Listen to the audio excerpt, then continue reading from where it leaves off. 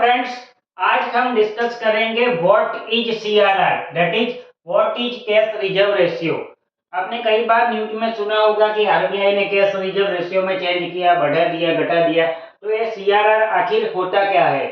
तो CRR is nothing but percentage of some deposit every bank had to deposit with the Reserve Bank of India. तो सबसे पहले हम समझते हैं कि बैंकिंग सिस्टम वर्क कैसे करता है, उसके बाद ही हम सीआरआर को समझ पाएंगे। तो बैंक क्या करता है, हमारे जैसे लोग, कई लोगों के पास से डिपॉजिट लेता है। Deposit in a term of, bank में हमारा कौन कौन सा अकाउंट होता है? सेविंग अकाउंट होता है, करंट अकाउंट होता है, ठीक है।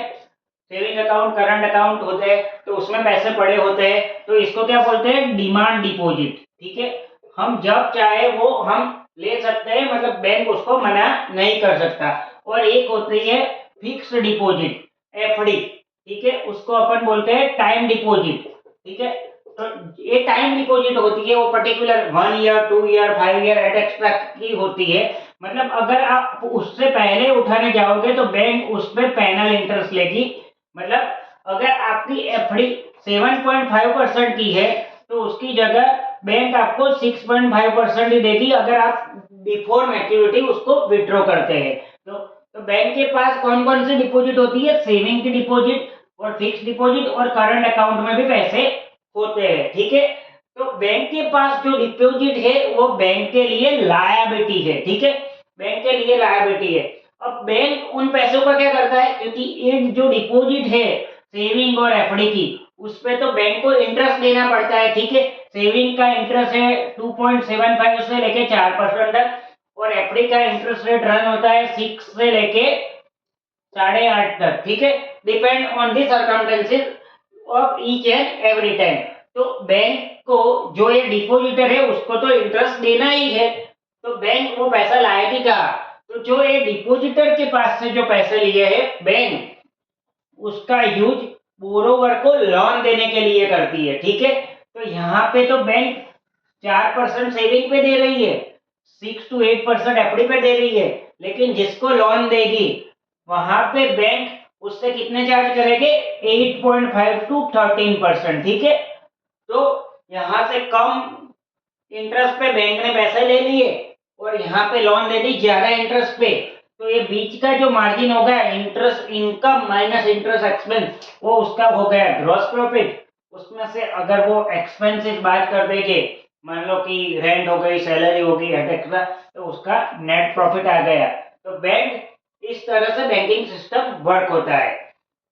लेकिन अब सीआरआर की जरूरत क्यों पड़ी? तो सीआरआर एक टूल के रूप में काम करता है। सीआरआर का मतलब percentage of certain deposit RBI के पास बैंक को रखना पड़ता है, ठीक है। तो व्हाई? तो पब्लिक में ट्रस्ट बना के रखने के लिए, ठीक है।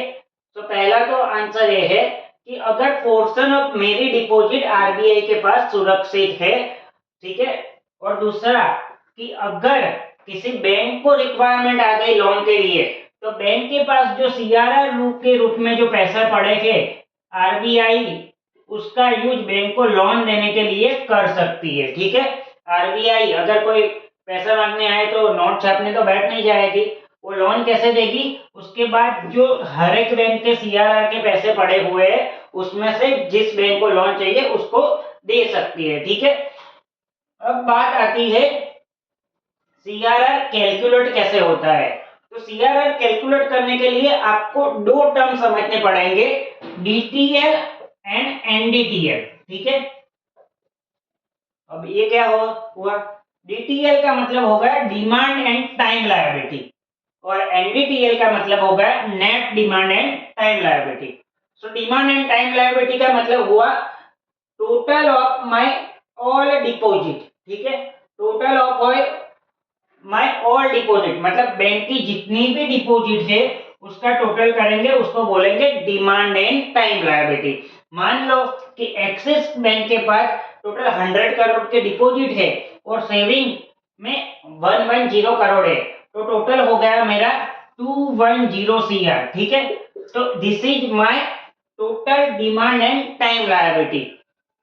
अब मान लो एक्सिस बैंक ने पीएनबी में एफडी कर दी 10 करोड़ की, ठीक है, एक बैंक दूसरे बैंक में एफडी तो कर ही सकती है, उसमें कोई दिक्कत नहीं है। तो एक्सिस बैंक ने पीएनबी में एफडी कर दी 10 करोड़ की। तो net demand and time liability क्या हो गई? Total demand and time liability less deposit with other bank. ठीक है, तो एक्सिस बैंक के लिए demand and time liability 210 crore थी, लेकिन net demand and time liability क्या होगी? 200 माइनस 10। ठीक है, 210 minus 10 that is 200 will be net demand and time liability. तो अब हम बात करते हैं सीआरआर कैसे कैलकुलेट होगा। So CRR is equal to net demand and time liability multiply by percentage. ठीक है, तो अभी का सीआरआर रेट क्या है? 4%। ठीक है, तो सीआरआर क्या होगा एक्सिस बैंक के लिए? CRR is equal to 200 multiply by 4%। ठीक है, सो 200 का 4% यानी कि 8 रुपये एक्सिस बैंक को आरबीआई के पास रखना पड़ेगा। अब क्या आरबीआई या सीआरआर पे बैंक को इंटरेस्ट देगी?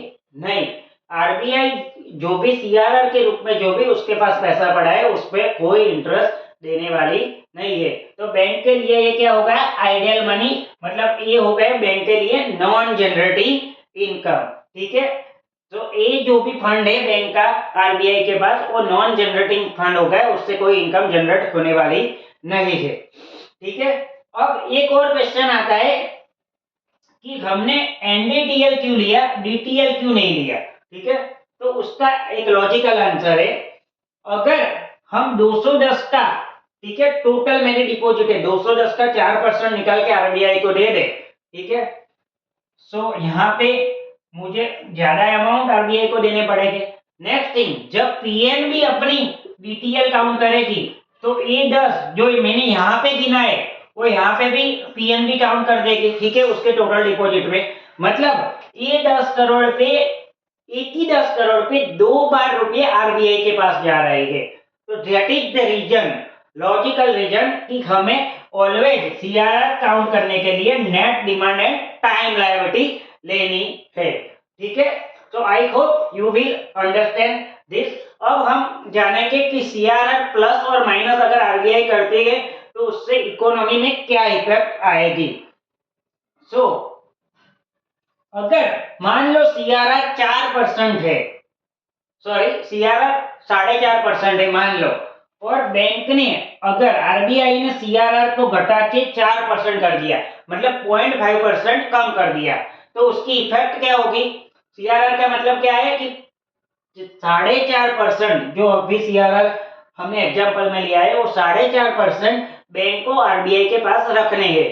तो बैंक के पास अगर 100 रुपीज है, ठीक है, तो उसमें से 4.5 आरबीआई को देने हैं। ठीक है, तो बैंक के पास तो 95.5 बचे, तो उसमें से ही बैंक लोन ले पाएगी। अगर मान लो आरबीआई ने 4.5 की जगह 4 कर दिया, तो अब बैंक के पास कितने बचे लोन देने के लिए? 96, मतलब 0.5 बैंक के पास ज्यादा बचे लोन देने के लिए, बैंक ज्यादा लोगों को लोन ले पाएगी। ठीक है, लोन ज्यादा होगी तो मार्केट में लिक्विडिटी ज्यादा होगी, मार्केट में लिक्विडिटी ज्यादा होगी तो डिमांड ज्यादा होगी। ठीक है, सो अगर सीआरआर कम होता है तो मार्केट में लिक्विडिटी ज्यादा होगी, ज्यादा लोन आएगी और डिमांड भी बढ़ेगी। उसकी रिवर्स थिंग, अगर 4.5 का सीआरआर आरबीआई ने बढ़ा के 5% कर दिया, ठीक है, तो यहाँ पे बैंक के पास 96 था लोन देने के लिए, अब 5 कर दिया तो बैंक के पास 95 ही बचा लोन देने के लिए। तो बैंक लोगों को कम लोन दे पाएगी, मार्केट में लिक्विडिटी कम हो जाएगी, लिक्विडिटी कम होगी तो डिमांड कम होगी, डिमांड कम होगी तो इन्फ्लेशन कम होगा। So CRR is nothing but tool to control the inflation, and this tool is regulated by Reserve Bank of India. So I hope you will understand the meaning of CRR and how the CRR will help to control the inflation as well as the price stability. Thank you very much.